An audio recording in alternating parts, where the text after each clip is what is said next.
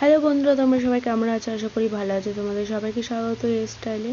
তো ভিডিওটা অনেক দিন হয়ে গেছে এডিট করা হয়েছে, কিন্তু ভয়েসের জন্য ছাড়া হয়নি। তো দেখো, আমি সেদিনকে কদিন আগে যে খুব জোরে বৃষ্টি হলো, সেই বৃষ্টির ফল দেখো বড়শির তলায় কী অবস্থা, বন্যা হয়ে গেছে।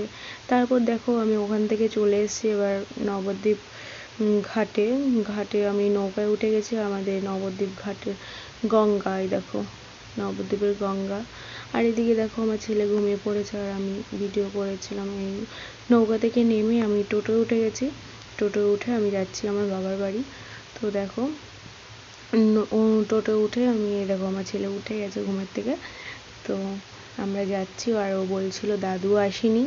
তারপর দেখো তার পরের দিনের এটা হচ্ছে আমার দাদা ছেলের জন্মদিন ছিল, আর ওখানে আমার ছেলেকে দিয়েছে খেতে। দেখো ও খাচ্ছে ওখানে একা একা। ও যার জন্মদিন তাকেই খেতে দেয়নি, কিন্তু ও খেয়ে নিচ্ছে।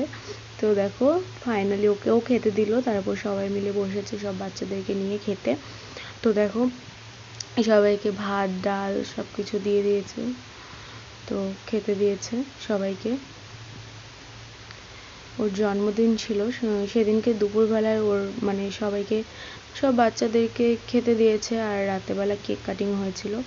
তো ওখানে দেখো যার জন্মদিন তার খাওয়া হয়নি, কিন্তু আমার ছেলে খেয়ে নিচ্ছে আগে আগে। তো সবাইকে খাওয়া টাওয়া দেওয়া হয়েছে, আর আমার দাদা ছেলে দেখো হাই করে দিল। বলছিলাম যে হাই কর, তো হাই করে দিয়েছে। তো দেখো সবাইকে খেতে দিয়ে দিয়েছে, এবার ও খাবে।